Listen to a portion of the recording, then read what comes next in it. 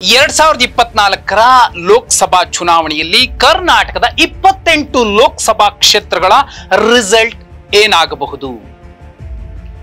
ಸರಿಯಾಗಿ ಒಂದು ವಿಧಾನಸಭಾ ಕ್ಷೇತ್ರದಲ್ಲಿ ಒಂದಷ್ಟು ಸ್ಯಾಂಪಲ್ಸ್ ಅನ್ನು ಕೂಡ ಕಲೆಕ್ಟ್ ಮಾಡದೇ ಇರುವಂತಹ ಅದೆಷ್ಟೋ ಮೇನ್ ಸ್ಟ್ರೀಮ್ ಮಾಧ್ಯಮಗಳು ವಾಸ್ತವ ಸಂಗತಿಯನ್ನ ಮುಚ್ಚಿಡ್ತಿವೆ. ಗ್ರೌಂಡ್ ರಿಪೋರ್ಟ್ ಏನಿದೆ ಅನ್ನೋದನ್ನ ಮುಚ್ಚಿಟ್ಟು ಅದಕ್ಕೆ ಬಣ್ಣವನ್ನ ಬಳಿದು ಬೇರೆ ಬೇರೆ ರೀತಿಯ ಲೆಕ್ಕಾಚಾರವನ್ನ ಪ್ರಿಡಿಕ್ಷನ್ಗಳನ್ನ ಕೊಡ್ತಾ ಇದೆ. ಆದ್ರೆ ಕಳೆದ 6-7 ವರ್ಷಗಳಿಂದ ಒಬ್ಬ ವ್ಯಕ್ತಿ ಅತ್ಯಂತ ನಿಖರವಾಗಿ, ವೈಜ್ಞಾನಿಕವಾಗಿ, ಸ್ಪಷ್ಟವಾಗಿ, ವೃತ್ತಿಪರತೆಯಿಂದ ಒಂದು ರಾಜಕೀಯ ವಿಶ್ಲೇಷಣೆಯನ್ನ ಮತ್ತು ಚುನಾವಣಾ ಪ್ರಿಡಿಕ್ಷನ್ಸ್, ಒಂದು ಎಲೆಕ್ಷನ್ ಪ್ರಿಡಿಕ್ಷನ್ಸ್ ಅನ್ನ ಸ್ಪಷ್ಟವಾಗಿ ಮಾಡ್ತಾ ಬರ್ತಿರುವಂತಹ ವ್ಯಕ್ತಿ ಗುರುರಾಜ್ ಅಂಜನ್. ಈ ವ್ಯಕ್ತಿ ಈ ಸಲ ಕೂಡ ಪ್ರತಿ 2023ರ ಕರ್ನಾಟಕ ವಿಧಾನಸಭಾ ಚುನಾವಣೆಯಲ್ಲೂ ಕೂಡ ಗುರುರಾಜ್ ಅಂಜನ್ ಕೊಟ್ಟಂತಹ ಒಂದು ಪ್ರಿಡಿಕ್ಷನ್ ನಿಜ ಆಯಿತು. ಈ ಸಲ ಕೂಡ ಒಂದು ಸ್ಪಷ್ಟವಾದ ಪ್ರಿಡಿಕ್ಷನ್ ಅನ್ನ ಕೊಟ್ಟಿದ್ದಾರೆ. ಏನಾಗಬಹುದು 28 ಲೋಕಸಭಾ ಕ್ಷೇತ್ರಗಳ ಪೈಕಿ ಕಾಂಗ್ರೆಸ್ ಮತ್ತು ಬಿಜೆಪಿ ಅಥವಾ JDSಗೆ ಅಥವಾ NDA ಮತ್ತು ಇಂಡಿಯಾಕ್ಕೆ ಅಂತ ನೋಡಿದಾಗ ಬಹುದೊಡ್ಡ ಶಾಕಿಂಗ್ ನ್ಯೂಸ್ ಅನ್ನ ಕೊಟ್ಟಿದ್ದಾರೆ ಗುರುರಾಜ್ ಅಂಜನ್ ಅವರು. ರಿಸಲ್ಟ್ ಹೇಗೆ ಉಲ್ಟಾ ಆಗಬಹುದು ಅನ್ನೋದಕ್ಕೆ ಸಾಕ್ಷಿಯಾಗಿದೆ ಈ ಒಂದು ಸಮೀಕ್ಷೆಯ ರಿಸಲ್ಟ್. 25 ಬಿಜೆಪಿ ಗೆದ್ದಿತ್ತು. ಈ ಸಲ ಎಷ್ಟು ಗೆಲ್ಲಬಹುದು? ಕಾಂಗ್ರೆಸ್ ಒಂದೇ ಒಂದು ಸ್ಥಾನವನ್ನ ಗೆದ್ದಿತ್ತು. JDS ಕೂಡ ಒಂದೇ ಸ್ಥಾನ ಗೆದ್ದಿತ್ತು.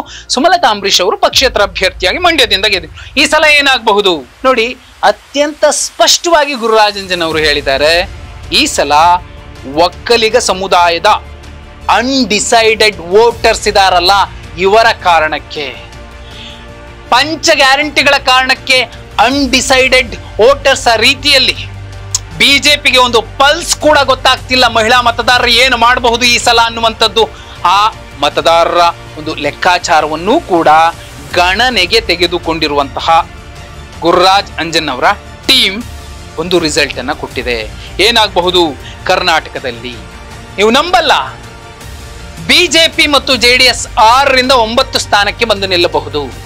ಕೇವಲ 6ರಿಂದ 9 ಸ್ಥಾನ ಅಂದ್ರೆ ನೋಡಿ, 2 ಅಂಕಿಯನ್ನ ದಾಟೋದಕ್ಕೂ ಕೂಡ ಬಿಜೆಪಿ ಮತ್ತು JDS ಮೈತ್ರಿಕೂಟಕ್ಕೆ ರಾಜ್ಯದಲ್ಲಿ ಸಾಧ್ಯವಾಗೋದಿಲ್ಲ ಅನ್ನುವಂತಹ ಸ್ಪಷ್ಟ ಭವಿಷ್ಯವನ್ನ ಗುರುರಾಜ್ ಅಂಜನ್ ಅವರು ನೀಡಿದ್ದಾರೆ. ಕಾಂಗ್ರೆಸ್ ಸ್ಥಿತಿ ಏನಾಗಬಹುದು ನೋಡಿ, 16ರಿಂದ 22 ಸ್ಥಾನಗಳನ್ನ ಕಾಂಗ್ರೆಸ್ ಗೆಲ್ಲಬಹುದು ಅನ್ನೋದನ್ನ ಸ್ಪಷ್ಟವಾಗಿ ಹೇಳಿದ್ದಾರೆ.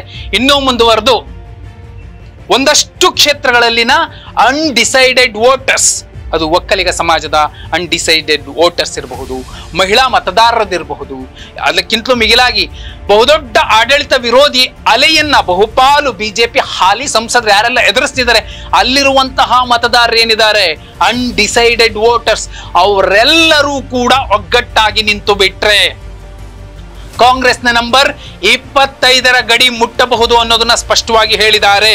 ಅಲ್ಲಿಗೆ ಪ್ರಧಾನಿ ಮೋದಿ ಅವರು ಇನ್ನ 2 ಅಲ್ಲ 3 ಸಲ ಬಂದು ರ್ಯಾಲಿ ಮಾಡಿದ್ರೂ ಕೂಡ ಇಲ್ಲಿರುವಂತಹ ಆಡಳಿತ ವಿರೋಧಿ ಅಲೆ ಮತ್ತು ಸಿದ್ದರಾಮಯ್ಯ ಅವರ ವರ್ಚಸ್ಸು, ಅವರ ಚರಿಷ್ಮಾ, DK ಶಿವಕುಮಾರ್ ಅವರ ಒಂದು ಸಂಘಟನಾ ಚಾತುರ್ಯ, ಇದರ ಜೊತೆಯಲ್ಲಿ ಯುವ ಮುಖಗಳು ಕಾಂಗ್ರೆಸ್ನಿಂದ ಆಯ್ಕೆ ಆಗಿರುವಂತದ್ದು ಸುಮಾರು 6 ಜನ ಹೆಣ್ಣು ಮಕ್ಕಳಿಗೆ ಕಾಂಗ್ರೆಸ್ ಟಿಕೆಟ್ ಕೊಟ್ಟಿದೆ. ಬಿಜೆಪಿ ಎಷ್ಟು ಜನ ಕೊಟ್ಟಿದೆ ಲೆಕ್ಕ ಹಾಕಿ. ಇನ್ನು OBCಯ ಲೆಕ್ಕಕ್ಕೆ ಬಂದ್ರೆ ಬಿಜೆಪಿ ಕೊಟ್ಟಿರುವಂತದ್ದು 2 ಕಡೆ OBCಗೆ ಟಿಕೆಟ್ ಕೊಟ್ಟಿದೆ.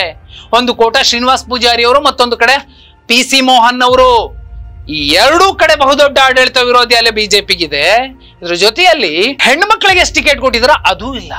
ಈ ಎಲ್ಲ ಅಂಶಗಳು, ಯುವ ಮುಖಗಳಿಗೆ ಟಿಕೆಟ್ ಕೊಟ್ಟಿರುವಂತದ್ದು, ಮಹಿಳಾ ಅಭ್ಯರ್ಥಿಗಳನ್ನ ಅಖಾಡಕ್ಕಿಳಿಸಿರುವಂತದ್ದು, ಈ ಎಲ್ಲ ಅಂಶಗಳು ಕೂಡ ಬಹುಮುಖ್ಯ ಆಗುತ್ತೆ. ಆ ಕಾರಣಕ್ಕೋಸ್ಕರನೇ ಗುರುರಾಜ್ ಅಂಜನ್ ಅವರು ಸ್ಪಷ್ಟವಾಗಿ ಹೇಳಿದ್ದಾರೆ, ಕರ್ನಾಟಕದ ರಿಸಲ್ಟ್ ಬಿಜೆಪಿಗೆ ಬಹುದೊಡ್ಡ ಹೊಡೆತ ಕೊಡಬಹುದು ಅನ್ನುವಂಥದ್ದು.